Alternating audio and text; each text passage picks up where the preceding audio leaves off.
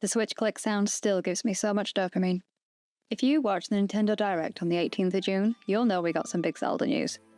In September, there's going to be a brand new Zelda game, The Legend of Zelda: Echoes of Wisdom. I wasn't expecting this news at all from the Direct. I thought at best we'd get some new Zelda parts, but to get a brand new game that's coming out so soon is incredible, so let's get into the details. Echoes of Wisdom has the same style as the Link's Awakening remake that came out in 2019, but most importantly, we're finally getting playable Zelda. The short clip we saw during the Direct confirmed that Princess Zelda will be our protagonist for the first time. We also got a look at some gameplay, and the premise for the game seems to be that Link has once again defeated Ganon, and a bestial Ganon at that, but in the aftermath, strange rifts have appeared and are causing chaos in Hyrule, stealing away characters, and even stealing away Link too. In the new gameplay preview that followed the trailer, Zelda meets the fairy Tri, who looks to be our new companion for this game, and is granted a magical staff called the Tri-Rod. She then sets off to save her kingdom, and presumably find and rescue Link. The tables have definitely turned this time, and theories are already forming about the game. The rest of the gameplay showed us Zelda using the Tri-Rod and creating echoes, which seems to be the special power granted by the Tri-Rod that lets Zelda channel her wisdom. With it, she can create imitations of items to help navigate the world, which is a really cool mechanic.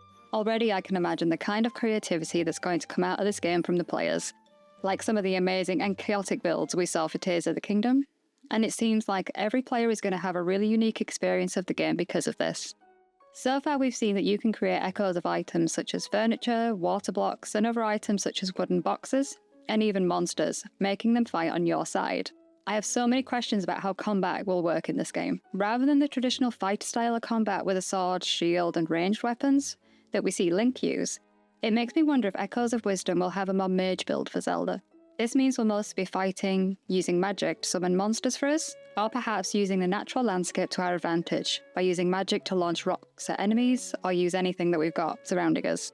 We saw this a lot in the gameplay clip, and one of the main gameplay shifts from the older Zelda games to Breath of the Wild and Tears of the Kingdom saw the player being able to use the environment to their advantage over using tools and items, and it seems that Echoes of Wisdom will be following the same trend.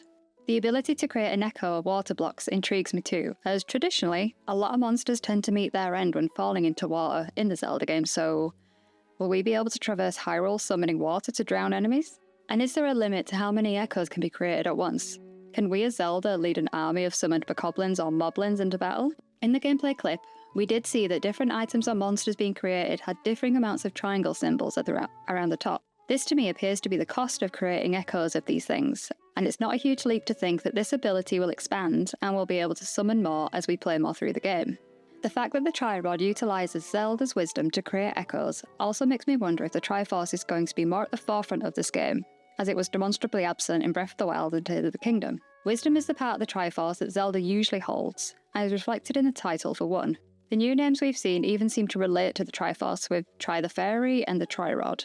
Plus Tri seems to have a little trail of golden triangles floating behind them, which could relate to the cost of creating echoes that I mentioned earlier. But all of this together makes me wonder if Tri is some sort of spiritual embodiment of the Triforce, or perhaps just Zelda's part of the Triforce, in the same way that Fi, or Fi, is the spirit of the Master Sword in Skyward Sword.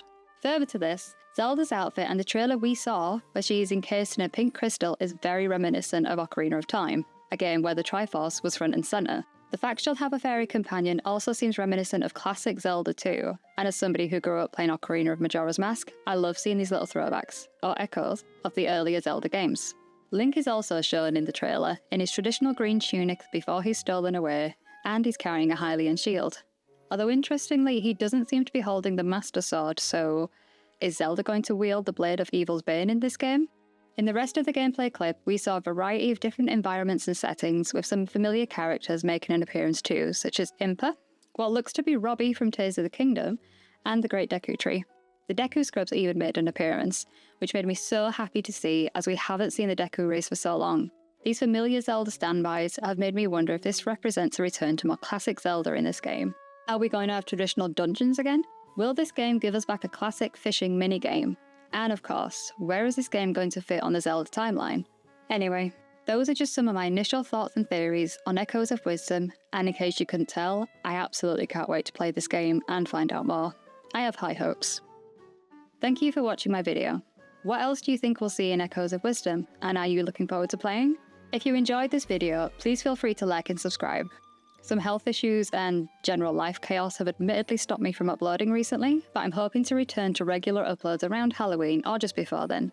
I have some spooky season-themed videos and theories in the works that I can't wait to share. Feel free to connect with me on social media too. I'm on Twitter over at TheZeldaScrolls. Thanks again, and hopefully I'll see you next time.